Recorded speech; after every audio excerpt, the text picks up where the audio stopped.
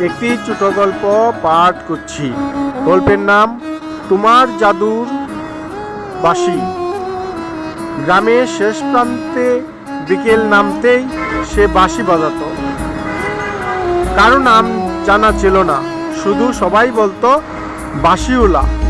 তার বাঁশির সুরে মাঠের গরু থেমে যেত, নদীর জল ধীরে বয়ে যেত, আর মানুষের বুকের ভেতরের অশান্তি একটু নরম হয়ে আসতো।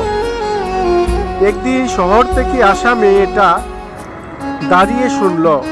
তার চোখে ছিল তাড়াহুড়া জীবনের ক্লান্তি। বাঁশির প্রথম সুরে সে হাসল, দ্বিতীয় সুরে তার চোখ ভিজে উঠল।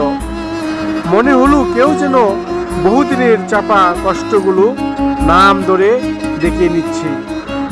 বাঁশিওয়ালা বাজানো থামল।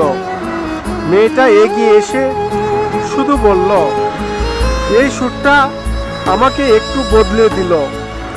বাঁশিওয়ালা মৃদু হেসে বলল, আমি না, বাঁশিটাই বলেছি, আমি শুধু শ্বাস দিয়েছি। সন্ধ্যায় মেয়েটা ফিরে গেল শহরে, কিন্তু তার ভিতর থেকে গেল সেই সুর যা সারাক্ষণ তার কানে বাজে। আর মনে প্রাণে বাঁশিওয়ালার জন্য আরো মায়া বেড়ে গেল। একদিন হঠাৎ মেয়েটি বিকেলের ঠিক সেই মুহূর্তে গ্রামের শেষ প্রান্তে মাঠে আসলো। মাঠে গরু, নদীর জল, মৃদু বাতাস বইছে, সবই ছিল আগের মতো।